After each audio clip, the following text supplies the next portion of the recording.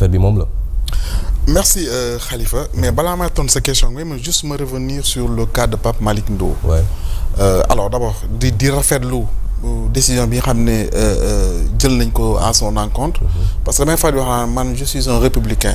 Et je suis un légaliste et par rapport à ça je crois fermement à l'indépendance de la justice. Donc pour man acte bu ñu posé rek bu juste acte bu ñu posé rek war nañ ñëpp mën nañu war a ànd d'accord si.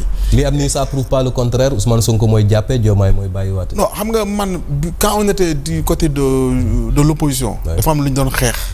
parce que bi ñuy wax naan ay Macky Sall mooy jàpp ki mooy jàpp man dama jàpp que ne on a des magistrats qui sont intègres.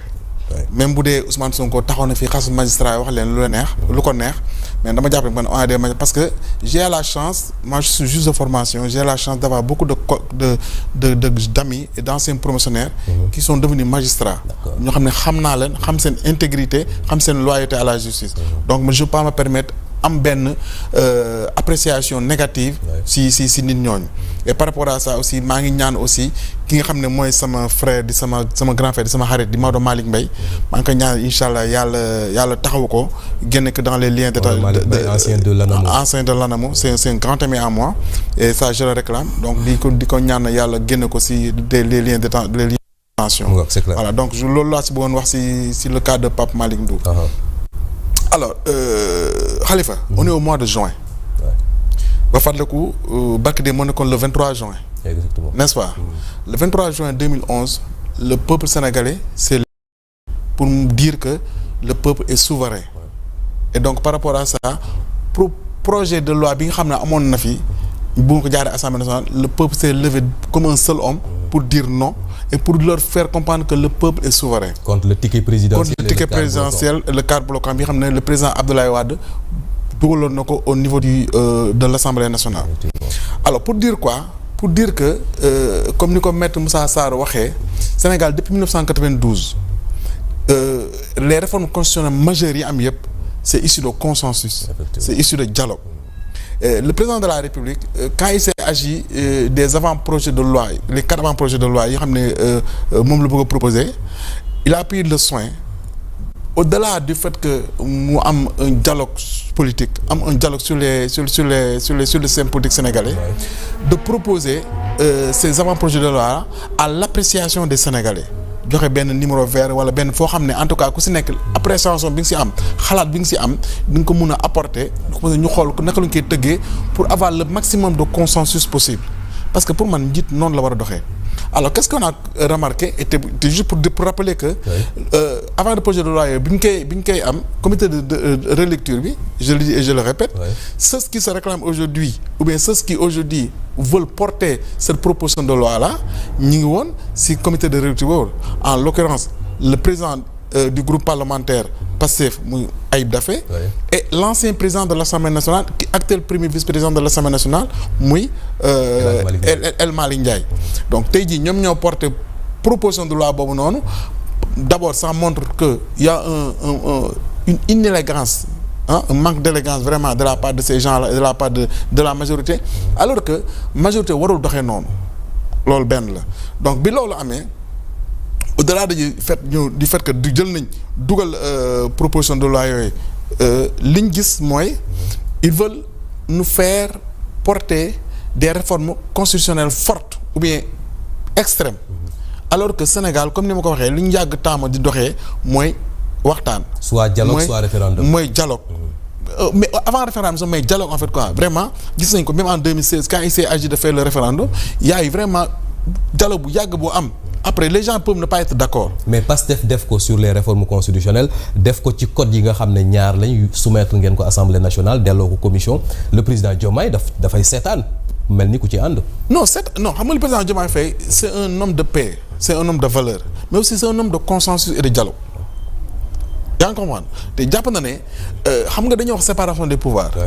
donc président de la République loolu lay doxal jàpp na ne li ñu jàpp mooy Assemblée nationale. députés yi fa nekk ce sont des députés du Sénégal des députés du peuple sénégalais et non pas des députés d'un parti ou bien député parce que loolu la ñu xeex xam nga man sans problème mooy mënuñu xeex démb bakk démb benn affaire ñëw tey di doxee li ñu doon xeex démb moi ça me pose problème. D'où son autorité ñu koy xaar. Voilà c'est ça le gardien de la constitution. maintenant ñu nar ko tripatouiller. waaw mais xam nga muy dem ay mais voyage. la preuve. démb gis nañu maître Moussa Sarr lu mu wax. on n'est pas d'accord sur ces tripatouillages là. et puis mënuñu si d'accord parce que tamit le président de la République il est le gardien de la constitution. Exactement. et par rapport à ça dafa am taxawaay boo xam ne war na ko am nonobstant le fait que ne on doit respecter la séparation des pouvoirs entre l'exécutif, le législatif et le judiciaire. Mais au-delà de ça aussi le bon fonctionnement des institutions incombe au président de la République. Effectivement, c'est bien clair. Maintenant man appréciation ak analyse bu mu si am. elle est toute simple. mooy le président de l'Assemblée Ousmane Sonko li mu bëgg tey jii nii mooy créer une crise institutionnelle et amener le président de la République à dissoudre l'Assemblée nationale si loolu la nekk.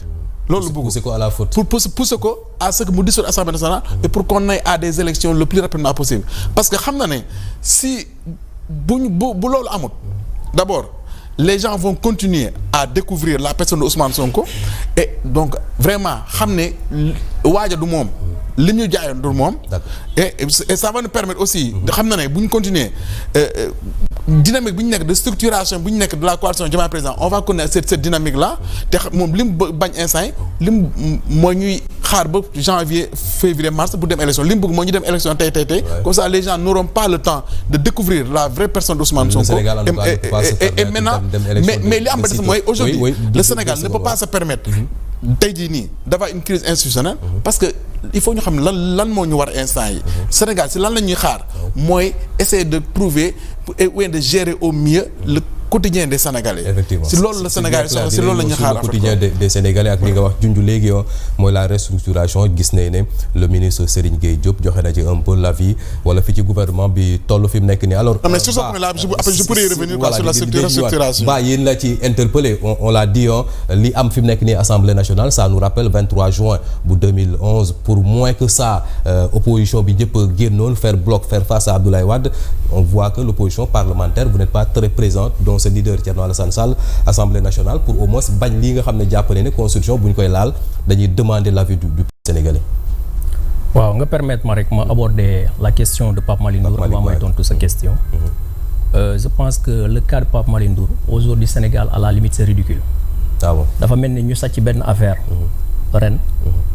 daaw lañ ko sàcc xale bu juddoo ren nga ne moo ko sàccoon te affaire bi daaw lañ ko sàcc xale bi juddoo ren kooku nan la ko mën a jëlee donc à la limite c'est ridicule maintenant de manière générale. moom la wolof di wax tuumaal. waaw man li may reprocher à la justice sénégalaise parce que ñu fi nekkoon opposition dañuy xeex Macky Sall ñu ne la justice doit être indépendante. exactement boo xoolee les pères fondateurs de la justice lan lañ lay wax ils sont trop prudents côté boobu ñu ne il est préférable de libérer un coupable que de condamner un innocent boo demee ba amoo certitude nga ñaaw njort nga am ñaar xel rek nit ki da nga ko war a bàyyi mu dem.